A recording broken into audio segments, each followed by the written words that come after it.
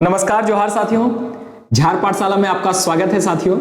आइए आज के इस सेशन में हम लोग देखने जा रहे हैं एमसीक्यू। और आप लोगों ने कहा कि सर सबसे पहले एक पथिया डोंगल महुआ का एमसीक्यू खत्म कर दीजिए, एक खत्म कर दीजिए फिर दूसरे में जाइए। तो जी हाँ दोस्तों, आपकी बात पे सारा खो पे, आप जैसा कहोगे वैसा ही होगा। और वैसे भी मैंने बार बार कहा है कि सारा एमसीक्यू, क्योंकि पोयम में आपको यह समझ में नहीं आता कि आखिर सवाल पूछेगा कैसे। ये ज्यादा जरूरी है कि आपको आइडिया लग जाए कि एग्जाम में सवाल आने वाले हैं, मतलब कैसे सवाल आने वाले हैं। तो मैं कोशिश करता हूं कि आपको सारे के सारे सवाल, जो भी संभावित सवाल होंगे वो, और जिस तरह के सवाल पूछे जाएंगे वो, ये दोनों चीजें आपको मैं आज के सेशन में बतलाने का प्रयास करूंगा। और एक एक करके हर एक टॉपिक को मैं खत्म कर दूंगा, एक एक करके हर एक टॉपिक को मैं खत्म कर दूंगा। इसके लिए आपको परेशान होने की जरूरत नहीं है। और रही बात पीडीएफ के लिए, तो लोग बहुत सारे लोग हैं जो पीडीएफ के लिए परेशान हो रहे हैं। आप परेशान ना हो, बहुत जल्द, देखो थोड़ा सा टाइम लगेगा, चैनल बिल्कुल नया है, अचानक से सब कुछ नहीं हो जाता है। और मास्टर भी कोई रईस नहीं है, आप ही लोग के जैसा है ना, आप जैसे हो वैसे मैं भी हूं। तो दोस्तों बनने में थोड़ा सा टाइम लग रहा है, यानी कि ज्यादा हमको लग रहा है, पहले सोच रहे थे 10 तक आ जाएगा, कोशिश कर रहे हैं कि आ ही जाए, पर फिर भी ज्यादा 4-5 दिन आप और ऐड कर सकते हैं, यानी कि 15 तक ऐप मेरा हो सकता है आ जाए। और जैसे ही ऐप आएगा, ऐप पे ही मैं सारा पीडीएफ वगैरह आप लोगों को दे दूंगा। जो भी पीडीएफ आप मांग रहे हैं वो सब मैं आपको दूंगा। मैं किसके लिए मेहनत कर रहा हूं? आप ही लोग के लिए तो मेहनत कर रहा हूं ना। जितना भी मेरे पास कंटेंट है वो सारा कंटेंट आपको ऐप पे ही मिल पाएगा। थोड़ा सा इंतजार कीजिए, थोड़ा सपोर्ट करते रहिए इसी तरह से जैसे आपने सपोर्ट किया है। और रही बात बुक की, तो बुक भी बहुत जल्द आ जाएगा, लगातार उस पर काम हो रहा है। अच्छे कंटेंट के लिए टाइम देना पड़ता है थोड़ा सा, जैसे तैसे तो किया जा सकता है, बहुत जल्दी निकाला जा सकता है, पर वो आपके काम का नहीं रहेगा, वो बेकार हो जाएगा। तो दोस्तों मैं कोशिश कर रहा हूं कि आपको बेस्ट से बेस्ट चीजें प्रोवाइड कर सकूं। थोड़ा सा वेट कीजिए, क्योंकि चैनल बिल्कुल ही नया है, अभी चैनल खड़ा हुआ है, और आप लोगों के प्यार की वजह से बहुत कुछ पॉसिबल हो रहा है। ऐसे ही आगे प्यार बनाते रहिए। आज के सेशन में हम लोग देखने जा रहे हैं एक पथिया डोंगल महुआ का एमसीक्यू, और ये पार्ट 2 होगा। देखो अभी तक कल के सेशन में जो लोग नहीं आए थे वो जाकर के वीडियो देख ले, वीडियो पड़ा हुआ है। और इसके पहले हम लोगों ने एक सेशन देखा था आगू करब अपन देश, जिसमें मैंने आपको पोयम भी पढ़ाया और एमसीक्यू भी आप लोगों को मैंने दे दिया था। आज के सेशन में हम लोग हमनी सब एक, जो कि एक पथिया डोंगल महुआ से पहली कविता है, वहां से स्टार्ट करेंगे। और उसके बाद आगू करब अपना देश तो पहले ही पढ़ चुके हैं एमसीक्यू, तो उसको छोड़ करके तीसरे नंबर का जो पोयम है जय जवान जय किसान, वहां हम लोग पहुंचेंगे। तो चलिए एक एक करके सारी कविताओं को देखते हैं और देखते हैं आज के सेशन में कितना एमसीक्यू सॉल्व कर पाते हैं आप। तो क्या आप सब तैयार हैं? अगर तैयार हैं तो एक बार सेशन को लाइक कर दीजिएगा, शेयर कर दीजिएगा, और चैनल को अगर सब्सक्राइब नहीं किया तो सब्सक्राइब कर लीजिएगा। आइए दोस्तों बढ़ते हैं हम लोग। फिर से एक बार मैं रिपीट कर दूं, हम लोग क्या देखने जा रहे हैं? एक पथिया डोंगल महुआ से एमसीक्यू देखने जा रहे हैं कि कैसे कैसे एमसीक्यू बनेंगे। किताब परिचय का तो एमसीक्यू आपने कल देख लिया, अब आइए टॉपिक से, यानी कि कविताओं से एमसीक्यू देखिए। आज के सेशन में टाइप किया हुआ नहीं, हैंड रिटेन ही आपको दिखेगा सब कुछ, ठीक है ना। चलो तो पहला सवाल आपके स्क्रीन पे ये रहा।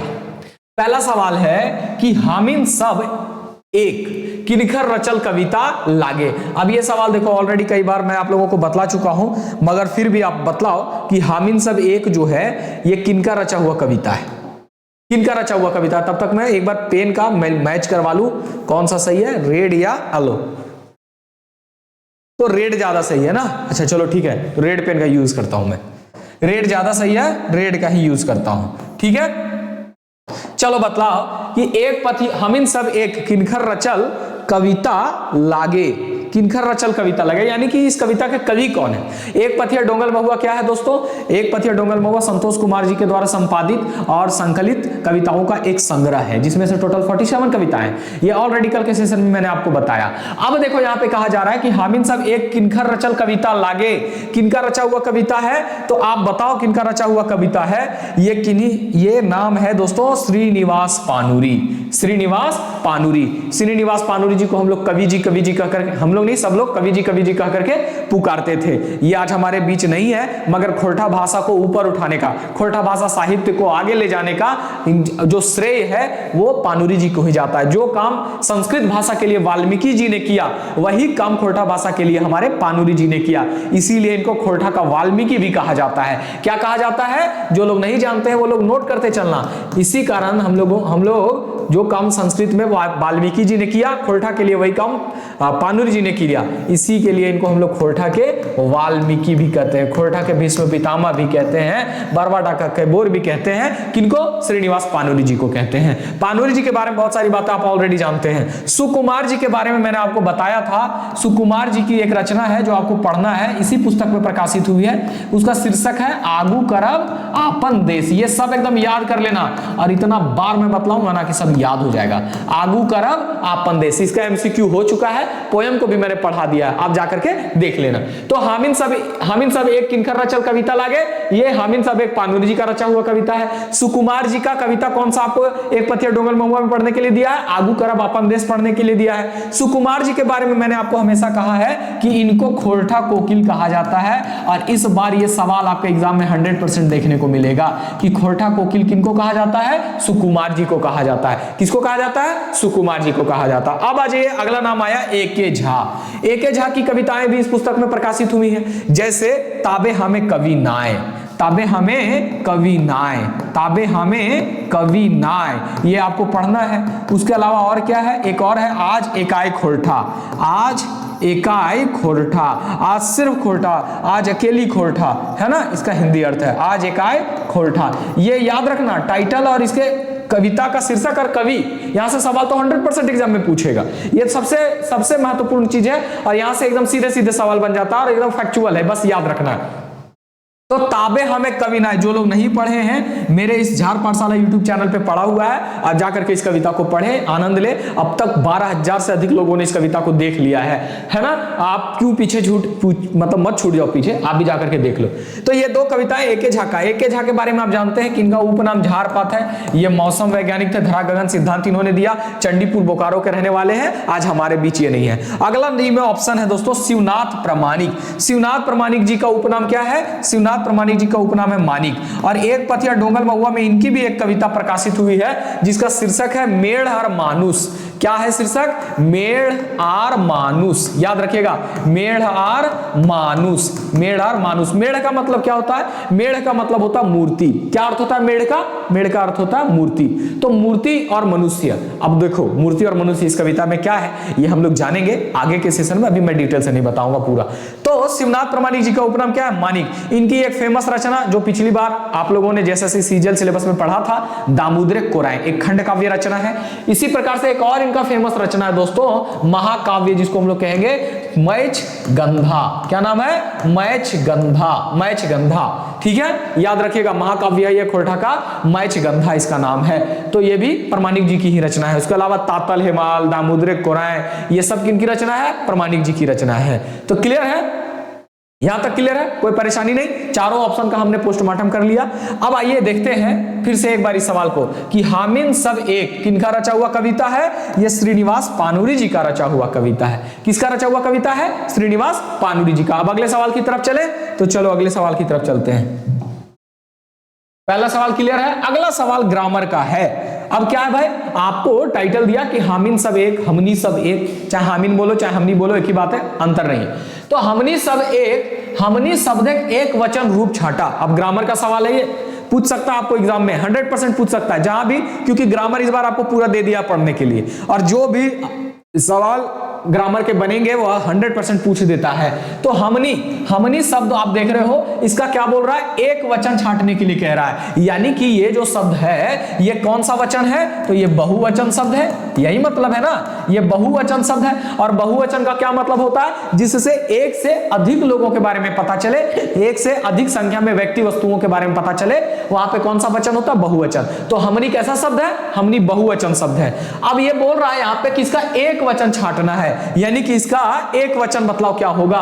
तो हमनी, हमनीन, हमरिन, हमनिक, ये सब क्या है? ये सब बहुवचन शब्द है। लेकिन हम जो है, हम का मतलब क्या होता है? हम का मतलब होता है मैं। ये क्या है मेरा? एक वचन शब्द, एक वचन, एक वचन। तो तो वचन आपको सिलेबस में दिया है और इस तरह के सवाल आपके एग्जाम में पूछता है दोस्तों। तो आपको क्या करना है, याद रखना है ये सब सवाल, हर चीज मैं आपको बतला दूंगा, जहां भी घुसेगा ना उसके पहले मैं घुस जाऊंगा, बता रहा हूं मैं आपको, एग्जाम तक मैं नहीं छोड़ूंगा, हर चीज पानी पानी करने का प्रयत्न करूंगा। तो हमनी शब्द एक वचन रूप क्या होगा, हम होगा, और हम का हिंदी होता है मैं। अब थोड़ा सा इन ऑप्शंस का भी मैं पोस्टमार्टम कर दूं, क्या होगा इसका अर्थ देखो, हमनी, हमनिन, हमरिन, ये सभी हम यानी कि मैं का बहुवचन है, जिसका अर्थ होता है हम लोग, हम लोग। लेकिन यहां पे एक और दिया हुआ है हमनिक, तो हमनिक का क्या मतलब होता है, हमनिक का मतलब होता है हम लोगों का, ये हिंदी मतलब बता रहा हूं मैं, हम लोगों का। अब इसमें, इन दोनों में और इसमें क्या अंतर है, तो इन दोनों में और इसमें एक ही बात का अंतर है कि ये जो है ये संबंध कार्य के रूप है, बहुवचन का संबंध कार्य के रूप है। कौन सा,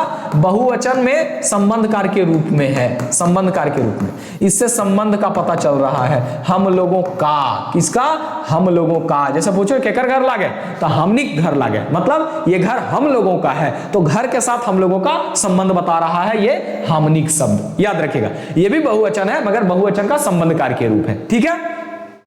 अब यहां तक क्लियर है, बहुवचन में संबंध कार्य के रूप। तो ये तीनों के तीनों बहुवचन, लेकिन ये क्या था, एक वचन, और आपको यही तो पूछा था कि एक वचन बतलाओ हामिन का, तो हामिन का एक वचन हो जाएगा हम।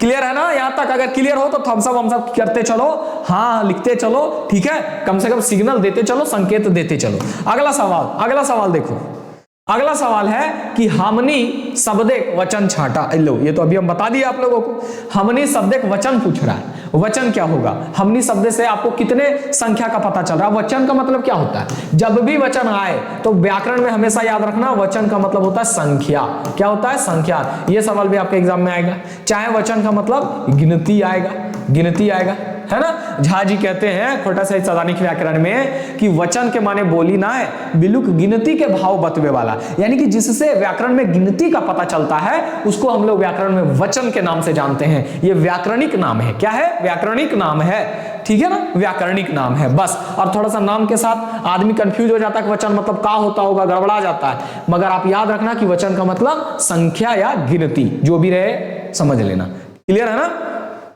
अब यहां पे सवाल समझ गए कि हमनी शब्द एक वचन छाटा, यानी हमनी शब्द से संख्या बतला, इससे एक संख्या का पता चल रहा है या एक से अधिक संख्या का, यानी कि एक वचन का पता चल रहा है या बहुवचन का। देखो वचन व्याकरण में कितने हैं, वचन व्याकरण में दो ही हैं, एक वचन हो गया और दूसरा बहुवचन हो गया। तो ये दो में से ही एक होगा, जो भी होगा, एक वचन होगा चाहे बहुवचन होगा। तो हमनी के बारे में अभी मैंने आपको बताया, हमनी रहे, हमनिन रहे, हमरिन रहे, जो भी रहे, हमनी रहे, हमनिन रहे या हमरिन, हमरिन, ये तीनों जो भी रहेगा, ये तीनों के तीनों क्या है, बहुवचन है। इनसे क्या पता चलता है, बहुवचन का पता चलता है। यहां तक किसी को कोई परेशानी नहीं है, कोई समस्या तो नहीं होनी चाहिए। क्लियर है ना। अगर पूछ देगा कि हमनी का बहुवचन संबंध कार्य के रूप बताओ, तो क्या हो जाएगा, हमनिक हो जाएगा, कुछ नहीं करना, हमनिक लिख देना, चाहे हामिन कर लिख देना है ना, हमनिकर, हमनिक या हामिन कर, जो भी लिखेगा बहुवचन का संबंध कार्य के रूप हो जाएगा हामिन शब्द का। क्लियर। अब यहां से आगे बढ़े, चलो आगे बढ़ते हैं।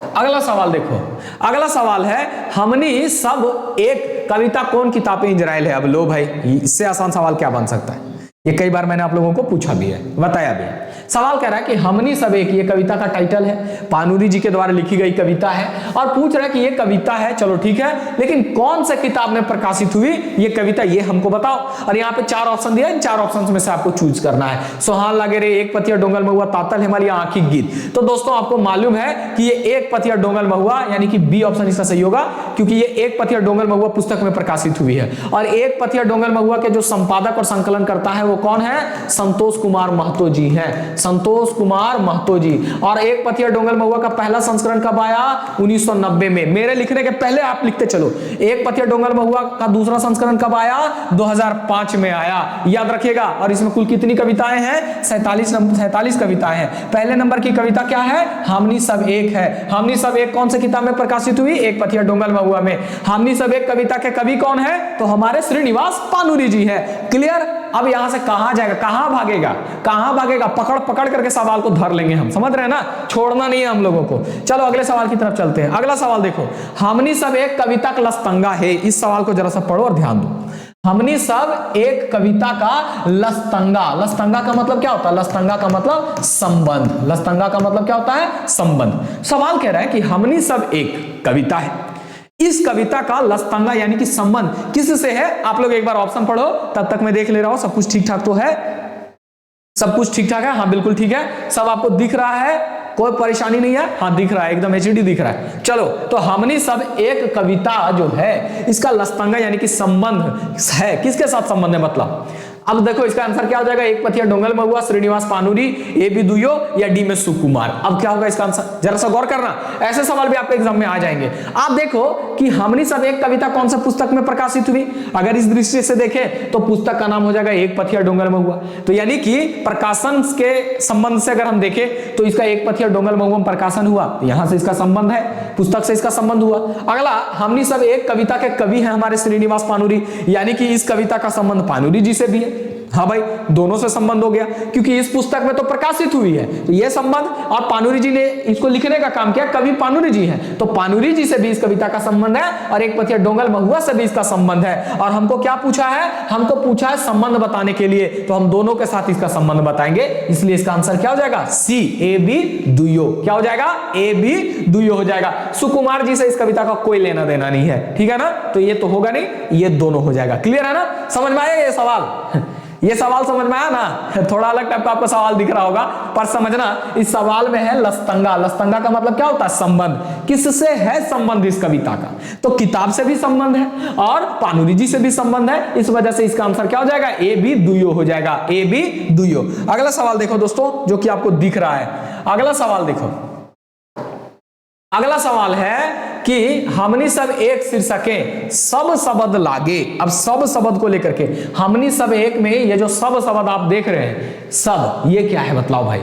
ये क्या है? अब आपके पास चार ऑप्शन है, जरा सा एक बार पढ़ो, ऑप्शंस को पढ़ो, मैं इधर हो जाता हूं। ऑप्शन में लिख रहा है क्रिया शब्द है। क्या? सब जो है क्या है? क्रिया शब्द है कि विशेषण है या बहुवचन बोधक प्रत्यय है या कोई नहीं, इनमें से कोई नहीं। तो बतलाओ। देखो, ये ना तो क्रिया है और ना ही विशेषण है, ये क्या है? बहुवचन बोधक प्रत्यय है। प्रत्यय है, और कैसा प्रत्यय है? तो बहुवचन बोध कराने वाला प्रत्यय है। हामिन सब एक या हमनी सब एक, तो हमनी सब मतलब हम सभी, सब मतलब सभी। जैसे ना कहती छौड़ी सब, छौड़ी सब, मुर्गी सब, है ना, मास्टर सब। तो ये जो सब हमने लगा दिया, छौड़ी कहने से एक लड़की का पता चला, लेकिन जब हम इसके साथ सब जोड़ दिए तो ये क्या हो गया? बहुवचन बन गया। छौड़ी सब मतलब ढेर सारी लड़कियां, एक से अधिक लड़कियां। तो इसी तरह से ये सब शब्द जो है वो क्या है? हमारा बहुवचन बोधक प्रत्यय है। लेकिन कौन सी भाषा का ये है? ये हमारी खोरठा भाषा का है क्या? नहीं, ये हिंदी भाषा का प्रत्यय है। कौन सी भाषा का है? हिंदी भाषा का बहुवचन बोधक प्रत्यय है,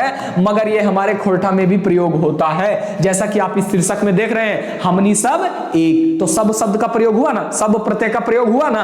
ये सब क्या है? बहुवचन बोधक प्रत्यय है, याद रखना। समझ में आ रहा है ना मैं जो बोल रहा हूं? उम्मीद है समझ में आ रहा होगा। समझना ही पड़ेगा, नहीं समझोगे तो कहां जाओगे, है कि नहीं? समझना ही पड़ेगा, यही सब चीजें पूछेगा और फंसोगे। कविता के बारे में तो लगभग लोग जवाब देंगे, मगर इससे अगल बगल वाले सवाल जो बनते हैं उसी में लोग फंस जाते हैं। अगला सवाल देखो, हमनी शब्द एक बहुवचन संबंधकार के रूप छाटा। अब ये मैं नहीं बोलूंगा क्योंकि ये ऑलरेडी मैं बोल चुका हूं। हमनी शब्द ए बहुवचन संबंधकार के रूप छाटा, यानी हमनी शब्द का बहुवचन में संबंधकार के रूप बताना है आपको, जो संबंध बतलाने का काम करता हूं। छाटो इसमें कारक वारक भी आप लोगों को मैं बतलाऊंगा, टेंशन मत लेना, वहां से पकड़ने लग जाओगे। जो लोग नए हैं घबराइएगा मत, धीरे धीरे सब कुछ होता है। मैं बार बार कहता हूं, धीरे धीरे रे मना, धीरे सब कुछ होए। माली सींचे 100 घड़ा, ऋतु आए फल होए। अब भाई बाग में खूब सारे फल हैं, सॉरी पौधे हैं जो फल देने वाले होते, मगर माली जो है वो उनको बेमौसम सींच देगा तो क्या वो फल और फूल दे देंगे? नहीं ना देंगे। जब मौसम आता है, ऋतु आती है, सही समय आता है, सही समय आने पे उस पर सिंचाई होती है तो क्या होता है? फल मिल जाता है। उसी प्रकार से दोस्तों सही समय से आपको मैं सब कुछ देते चलूंगा और आप विश्वास रखो, समय से पहले सब चीज कंप्लीट हो जाएगी। याद रखना, हमनी शब्द एक बहुवचन संबंधकार के रूप छाटा, तो हमनी शब्द एक बहुवचन का संबंधकार के रूप कौन सा होगा?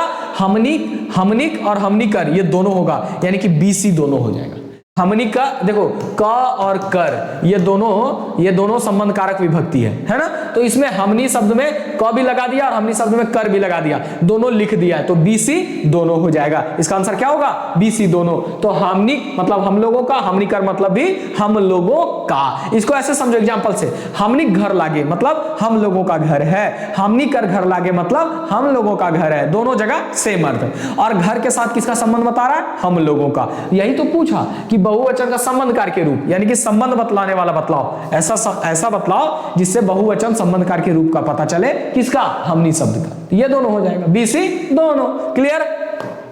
चलो अगले सवाल की तरफ चलते हैं। अगला सवाल देखो, 8वां नंबर सवाल। हमनी सब एक कविताएं कौन बेकत सब के एक होवे बात कहो थी।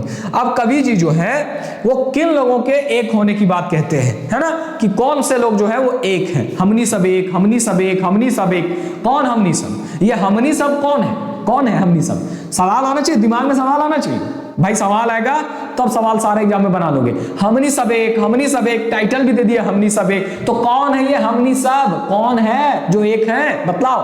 तो भारत के वासी यानी कि भारत के सारे लोग, या छोटा नागपुर एक वासी, या राजमहल के वासियों के बारे में ऐसा कह रहे हैं, या डी ऑप्शन कोई नहीं। तो आपको मालूम है, अगर आप कविता को अच्छे से पढ़े होंगे, अगर नहीं भी पढ़े होंगे तो मैं बतला दे रहा हूं कि ये हमनी शब्द, ये सवाल थोड़ा घुमा के भी पूछ सकता है। ऐसे ही पूछ सकता है कि हमनी सब शब्द केकर खातिर लिखल गए, जैसे नहीं we the people of India, है ना, हम भारत के लोग, भारत को। तो हम शब्द किसके लिए आया है? भारतवासियों के लिए आया है। उसी तरह से हमनी सब शब्द किसके लिए आया है? तो भारत के वासी के लिए आया है ना। भारत के वासी मतलब भारत के बासिंदों के लिए आया है, भारत में रहने वाले लोगों के लिए प्रयोग किया गया है। भारतीयों के बारे में कहा गया कि हम लोग कैसे हैं?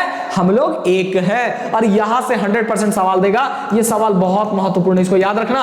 हो सकता है भाषा में थोड़ी परिवर्तन देखने को मिले, मगर यह सवाल पूछेगा दोस्तों, जरूर पूछेगा कि हमनी सब एक कविताएं कौन बेकत सबके एक है बात कहो थी, मतलब कौन से व्यक्तियों के एक होने की बात यहां पे कही गई है? तो भारतीयों के। अब भारत के बारे में क्या लिखे कवि जी ने? कवि लिखा कि भीनु भीनु बोली भाका, भीनु भीनु भेद, ताइयो सब हमनी सब एक। फिर भी हम सब क्या है? हम सब एक हैं। हमारी बोली अलग है, भाषा अलग है, हमारा पहनावा ओढ़ावा अलग है, खान पान अलग है, सब कुछ अलग अलग है, भारी विविधता है, खूब डाइवर्सिटी है, मगर हमारी पहचान डाइवर्सिटी के साथ साथ यूनिटी से भी है। इसीलिए तो पूरी दुनिया भारतीयों से दंग रहती है ना, इतनी विविधता होने के बाद भी हम लोग एक हैं। वही बात कवि जी भी कहते हैं कि हमनी सब एक, हमनी सब एक। तो हमनी सब कौन? भारत के वासी, भारतीय सब। क्लियर है ना? यहां तक क्लियर है? इन चीजों को समझते जाओगे, पोयम नहीं भी पढ़े रहोगे तो आसान हो जाएगा। अगला, हमनी सब एक कविताएं कवि जी कीले का होती कि हम इन सब एक ही। अब ये बात तो बार बार कह रहे हैं कि हमनी सब एक, हमनी सब एक, हमनी सब एक। आखिर ऐसा क्यों कह रहे हैं कि हम लोग एक हैं? एक शब्द का जिक्र करने की आवश्यकता ही क्यों है? क्यों है बतला?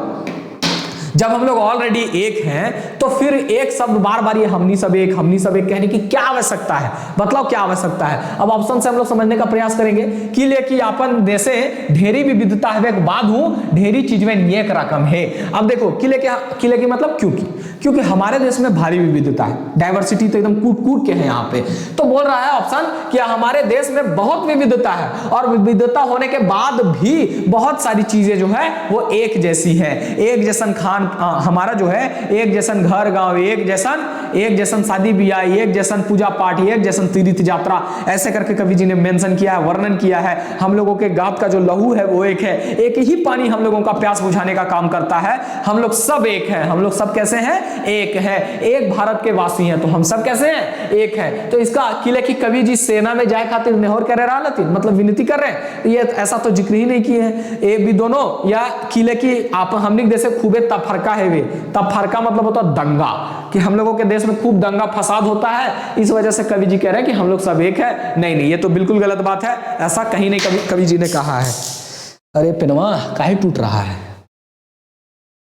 तो दोस्तों इसका आंसर, सटीक आंसर क्या हो जाएगा? ए हो जाएगा, क्योंकि हमारे देश में बहुत विविधता होने के बाद भी बहुत सारी चीजों में समानता है। हम सब एक हैं, हम सब मिलजुल करके रहते हैं। हमारी पहचान एकता से, विविधता में भी एकता से हमारी पहचान है। ठीक है, तो सबसे सटीक ऑप्शन क्या है? ए है, याद रखना।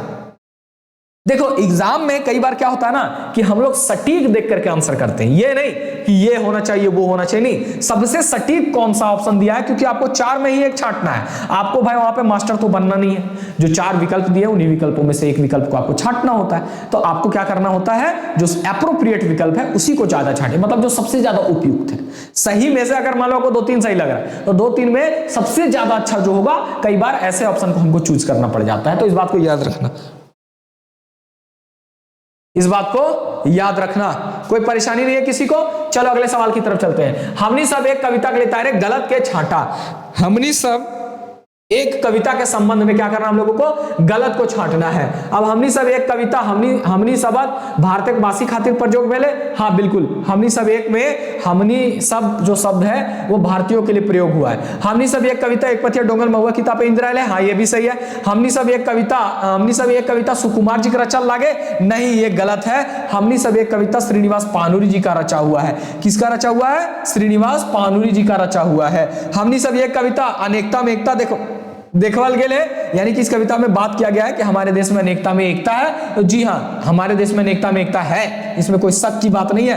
तो इसमें गलत छांटने के लिए बोला तो सी ऑप्शन गलत हो जाएगा, क्योंकि यहाँ पे सुकुमार की जगह क्या होना चाहिए, कमेंट करके बताओ क्या होना चाहिए, कमेंट करके बताओ। अगले ऑप्शन की तरफ चले, तो चलो अगले ऑप्शन की तरफ चलते हैं, सॉरी अगले क्वेश्चन की तरफ चलते हैं।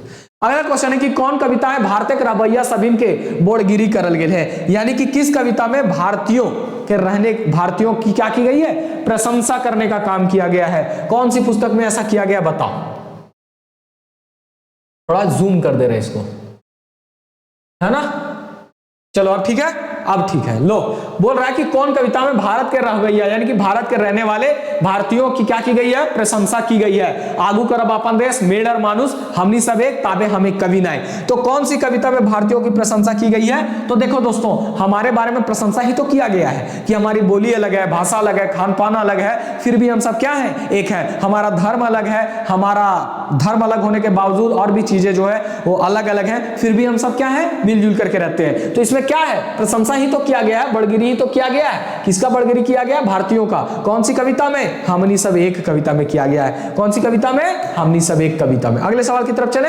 अगला सवाल है, एक एक पानी मिटवी प्यास, साहित्यक माटी वास, दुखे खेते हमनी करी, मीठा आनंद एक चास, हमनी देखी के अनेके देखिए। यानी हमारी विशेषता, भारतीयों की विशेषता के बारे में जिक्र किया गया है कि एक एक पानी मिटवी प्यास, एक ही पानी है जो हमारा प्यास मिटाने का काम करती है। साहित्यक माटी वास, हमारी मिट्टी में सत्य का वास है, यहाँ के लोग सत्यवादी हैं, सच बोलने वाले लोग हैं। दुखे खेते हमने करी, मीठा आनंद के चास, यानी कि दुख के घड़ी में हम लोग क्या करें, मीठा यानी कि आनंद की खेती करें, यानी कि प्रेम की लहर बहाने का प्रयास करें, खुशियां बांटने का प्रयास करें। हमने देखी अनेक, एके अनेक, अनेके देखी एक। हम क्या करते हैं भाई, हम लोग एक में अनेक और अनेक में एक देखने वाले लोग हैं, है कि नहीं है। हम लोग एक में अनेक और अनेक में एक देखने वाले, अनेकता में एकता, एकता में अनेकता देखने वाले हम लोग हैं, है कि नहीं है। तो ये टोना टा कौन कविता का, ये जो टोना टुकड़ा है, अंश है, ये कौन सी कविता का है, तो आपको पता ही है, ये हमनी सब एक कविता का टुकड़ा है, ये हमनी सब एक कविता का है, याद रखिएगा।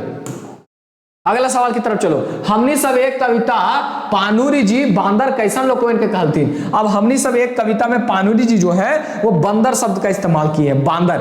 अब बांदर किसको बोले हैं, ये 4 ऑप्शन को आप पढ़ो और देखो, फिर बतलाओ कि ये कहां तक आप लोगों को समझ में आ रहा है। हमनी सब एक कविता है पानुरी जी बांदर कैसन लोग के कहलतीन। अब यहां पे गौर से समझना, इस कविता में पानुरी जी ने कहा कि हमारे देश में कुछ बांदर चीरे खातिर मायक आंचल, चीरे खातिर मायक आंचल, उगलत जहर रचत नरमेध, है ना, लगवा था उगलत जहर रचत नरमेध। यानी कि वो क्या करते हैं कि कुछ हमारे देश में ऐसे बंदर हैं, हमारे देश में, इस शब्द पे भी ध्यान देना, हमारे देश में यानी कि देश के भीतर की बात की जा रही है। तो हमारे देश के भीतर कुछ ऐसे बंदर यानी कि ऐसे बदमाश लोग हैं जो देश को ही तोड़ने का काम करते हैं। सोचो अपने देश में, मतलब वही बात होगी कि जिस पेड़ पे बैठे उसी पेड़ को, जिस डाली पे बैठे हैं उसी डाली को काटने का काम कर रहे हैं। ऐसे लोग हमारे देश में है, ऐसे गद्दार हमारे देश में है, ऐसे गद्दारों की हमारे देश में भी कोई कमी नहीं है। वही बात कवि जी ने इस कविता में जिक्र किया और उन लोगों को बांदर कह के संबोधित किया है। क्या बोले, हमनी सब एक कविता में पानुरी जी बांदर कैसन लोग के कहलतीन, तो देश एक तोड़वैया सबके, वो लोग जो देश को तोड़ना चाहते हैं उन लोगों को कवि जी ने क्या कहा, बांदर कहा है, बांदर कहा है। ये सवाल भी बहुत महत्वपूर्ण पूछेगा। जय ईटे मंदिर मस्जिद वह ईटे चर्च, जय अर्थे पुराण कुराने वह अर्थ। ये कौन कविताएं आयले, मतलब ये जो है आपको किस कविता में देखने को मिलता है, ये पूछ सकता है ना, ये पूछ सकता है कि जय ईटे मंदिर मस्जिद, यानी कि जय जिस ईंट से मंदिर बना उसी ईंट से मस्जिद भी बना, अरे उसी ईंट से चर्च भी बना। और जो उपदेश या जो संदेश हमको कुरान में देखने को मिलता है वही हमको पुराण में भी देखने को मिलता है। मूल भाव ये है कि सभी धर्म एक ही है, सभी धर्मों का उद्देश्य भी एक ही है, यानी कि मूल तत्व जो है सभी धर्मों में, सभी धर्म ग्रंथों में वो एक है, समान है ना। तो हमारे धर्म ग्रंथों में मूल तत्व भी समान है, इसीलिए तो कवि जी बार बार कहते हैं कि हम सब समान है, हम सब एक हैं, हम में कोई भेद नहीं है। तो ये पूछ रहा है कि कौन सा कविता में आया है, तो कोई और कविता नहीं है, इसका आंसर हो जाएगा दोस्तों हमनी सब एक। ये हमनी सब एक कविता का है। कौन सी कविता का है? हमनी सब एक कविता का है। चलिए आगे बढ़े, तो अगला सवाल की तरफ चलते हैं। देखो, कम्युनिस्ट मैनिफेस्टो के खोरठाए काय रूपे कौन कवि रचला। अब देखो ये सवाल आप लोग ऑलरेडी पहले भी देख चुके हैं, पहले भी मेरे सेशंस में आप लोग ये ऐसे सवाल देखे होंगे। बोल रहा है कि कम्युनिस्ट मैनिफेस्टो को क्या किया, पाणिनि जी ने जुगेक गीता का नाम दिया। क्या दिया? जुगेक गीता का नाम दिया। और इसको क्या किया, कम्युनिस्ट मैनिफेस्टो को काव्य रूप में रचने का काम किए। ये किनकी रचना है खोरठा में? कम्युनिस्ट मैनिफेस्टो जुगेक गीता के नाम से प्रकाशित किए और काव्य रचना है। किनका लिखा हुआ है? तो सॉरी, परमाणिक जी नहीं होगा, पाणिनि जी। इसका आंसर क्या हो जाएगा? ए हो जाएगा। पाणिनि जी का रचा हुआ है। पाणिनि जी ने ही क्या किया, कम्युनिस्ट मैनिफेस्टो को जुगेक गीता के नाम से खोरठा में अनुवाद कर दिया। बस ये अनुवाद है। क्या है? अनुवाद है। इसको याद रखना, आंसर ये हो जाएगा। अगला कुछ ऑप्शंस हैं इसमें। पाणिनि जी, परमाणिक जी के बारे में आप जानते हैं, संतोष महतो, एक पथिया डोंगर महुआ, संपादक संकलन करता राम शरण विश्वकर्मा कौन है? तो हासी ठठक कवि है, व्यंग्यकार है। ये क्या है? व्यंग्यकार है, व्यंग करने का काम करते हैं, व्यंग रचने का काम करते हैं। अगला देखो, हमनी संगे वह बात दूर जतना जैर से पात। इस लाइन को याद रखना। देखो, हम सबके साथ, यानी हम सबके साथ मतलब हम भारतीयों के साथ वही बात है। कौन सी बात है? जो बात पेड़ के जड़ और पत्ते के साथ है, यानी कि पेड़ के जड़ और पत्ते में कोई अंतर नहीं है। लगता है कि जड़ नीचे है, पत्ता दूर में है, लेकिन वो दोनों में कोई दूरी नहीं है, लगता है, मगर वास्तविकता क्या है? वास्तविकता ये है कि उन दोनों में कोई दूरी नहीं। इसी तरह से हम सब भारतीय हैं, हमारे बीच में भी ऐसा लगता है कि ये अलग अलग है, विविधता होने की वजह से और कुछ धर्म अलग होने की वजह, बोली भाषा अलग होने की वजह से ऐसा दिखता है कि हम दूर है, मगर हम कोई भी दूर नहीं है। हमारे साथ वही हाल है जैसे जड़ और पत्ते के साथ है। इस बात को याद रखना। वही बात लिखे कि हमनी संगे वह बात दूर जितना जहर से पार रकत दुइयों के। हमारा रंग देखो, हम दो है ही नहीं, हमारा तो रंग खून का भी एक जैसा है कि नहीं? इस वजह से हमनी सब एक, हमनी सब एक। ये कौन सी कविता में आया है? तो ये हमनी सब एक, यानी कि डी ऑप्शन हो जाएगा, हमनी सब एक कविता में आया है। अगले सवाल की तरफ चले। अगला सवाल देखो, अगला सवाल है हमनी सब एक कविताएं भारत कहल गेले। अब भारत को इसमें कहा गया है, भारत को क्या कहा गया है भाई? भारत को क्या कहा गया है? बैटरी का माइक का थोड़ा सा लो है तो चेक करना पड़ रहा है बार बार, कहीं गड़बड़ा ना जाए बीच में, पता चले बोलते रह गए, साउंड चला गया। तो हमनी सब एक कविताएं भारत कहल गए। भारत को क्या कहा गया है बताओ? हमनी सब एक कविता में भारत को कहा गया साधना धरती, निष्ठा धरती, अनेकताएं एकता धरती, और डी ऑप्शन कहता सभे। तो देखो, कवि जी ने हमनी सब एक कविता में ये सब बातें कही है ना। साधना की धरती भी भारत को कहा, निष्ठा की धरती भी कहा, और अनेकता में एकता की धरती भी कहा है भारत को। तो आपका ऑप्शन डी सभे जो है वो सही हो जाएगा। अगले सवाल की तरफ चले। अगला सवाल देखो, अगला सवाल है निष्ठा धरती हमनी करी शांति का अभिषेक। यह शांति का अभिषेक करे के भावे। अब लो कहा गया निष्ठा धरती, यानी कि भारत को निष्ठा धरती कहा गया। निष्ठा धरती कहा गया। कटप्पा देखे ना, कटप्पा भीतर कितना निष्ठा रहता है, वफादारी रहता है। दिखते हैं कि बोलता है कि अगर तुम, बाहुबली बोलता है ना कि अगर तुम मेरे साथ हो तो मुझे मारने वाला कोई पैदा नहीं लिया इस धरती पे, लेकिन वह ओकरा मार देता है। यही है दुनिया, आप जिस पे भरोसा करेंगे वही धोखा दे देगा। तो निष्ठा धरती हमनी करी शांति का अभिषेक। यहाँ पे शांति का अभिषेक करने का क्या तात्पर्य? शांति का अभिषेक करने का क्या तात्पर्य है? तो यहाँ शांति का अभिषेक करने का तात्पर्य या भाव है देश से शांति लाने की कोशिश करे। जी हाँ, हम लोगों को क्या करना चाहिए, तो देश में शांति लाने का प्रयत्न करना चाहिए, शांति लाने का कोशिश करना चाहिए। हमारी धरती बुद्ध की धरती है, हमारी धरती महावीर की धरती है, जिन्होंने हमेशा हमें शांत रहना सिखाया, शांति से मिलजुल करके प्रेम से रहना सिखाया। तो हम सभी क्या करें, शांति का अभिषेक करें, इस धरा पे शांति ही शांति लाने का प्रयत्न करें, शांति की बहार बहाएं। ठीक है, शांति लाने खातिर जय करें। अरे नहीं भाई, भारत के आगे बढ़े नहीं, ये तीन बाकी ऑप्शंस गलत है, ऑप्शन ए ही सटीक है, याद रखिएगा। अगले सवाल की तरफ चले, अगले सवाल की तरफ चलते हैं। अगला सवाल है, हमनी मांझे कुछ बांदर चीरे खातिर माये के आंचल उगलत जार लगवत आए रचत नरमेध। रचत नरमेध मतलब नर का मेध करने का, यानी कि नर को क्या करने का, मारने का, यानी कि लोगों को मौत के घाट उतारने के लिए क्या करते हैं, षड्यंत्र रचते हैं। रचत नरमेध मतलब नरमेध रचने का मतलब है षड्यंत्र करना, षड्यंत्र रचना। किस बात के लिए षड्यंत्र रचना, ताकि लोगों को मौत के घाट उतारा जा सके, लोगों को मारा जा सके, भारी संख्या में हिंसा करवाई जा सके।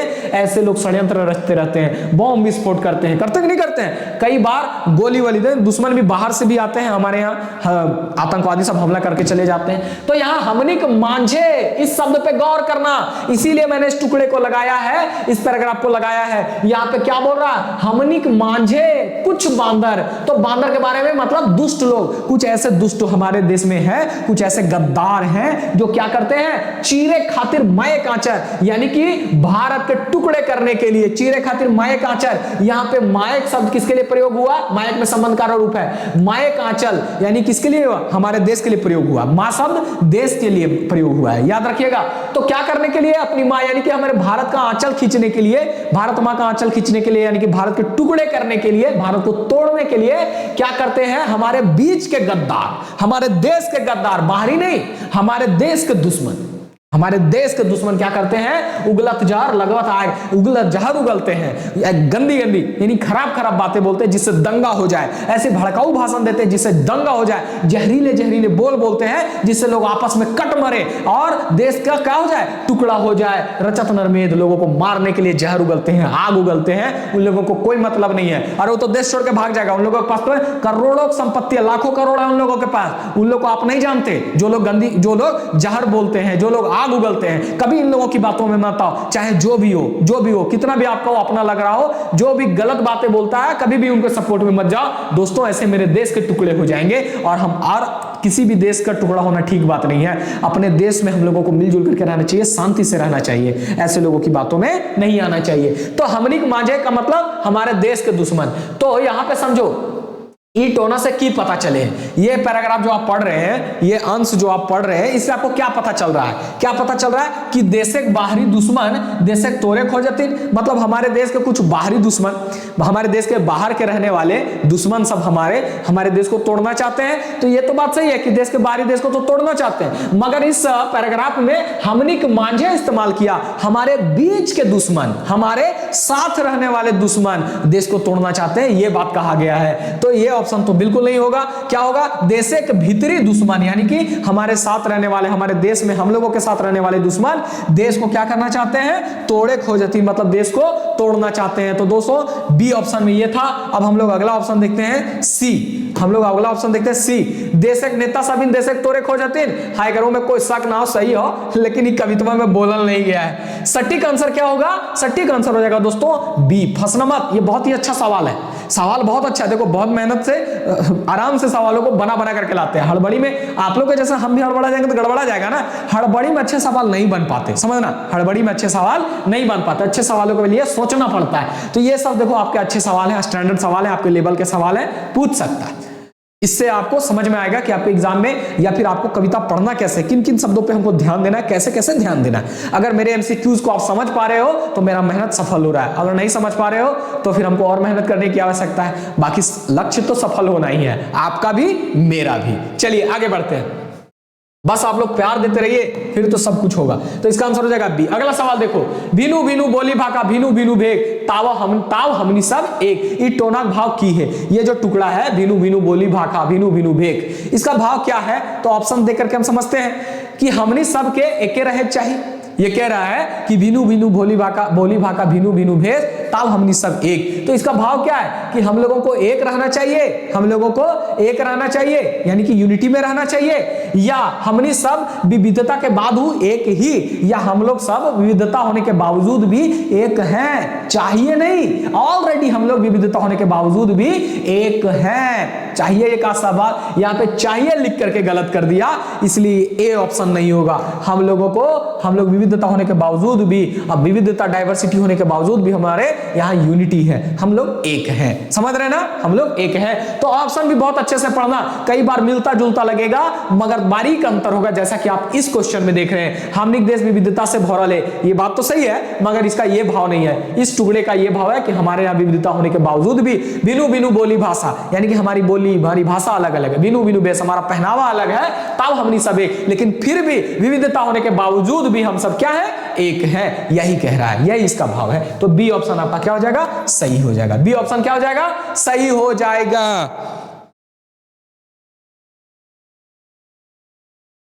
सही हो जाएगा। तो दोस्तों आज के सेशन को ये खत्म करते हैं क्योंकि माइक का बैटरी लो हो गया है, और भी अभी सवाल थे मगर हम लोग मिलेंगे फिर अगले सेशन में और सवाल देंगे, स्टैंडर्ड सवाल देंगे। दोस्तों घबरा करके या जल्दबाजी में चीजों को सीखने की कोशिश मत करो, नहीं तो गड़बड़ हो जाएगा। साहित्य में आराम से मजे के साथ चीजों को एंजॉय करना चाहिए। तो फिर मिलेंगे हम लोग अगले सेशन में। मेरे साथ बने रहने के लिए, झार पाठशाला के साथ जुड़ने के लिए, झार पाठशाला को सपोर्ट देने के लिए, इतना प्यार देने के लिए दिल से धन्यवाद। जय हिंद, जय झारखंड।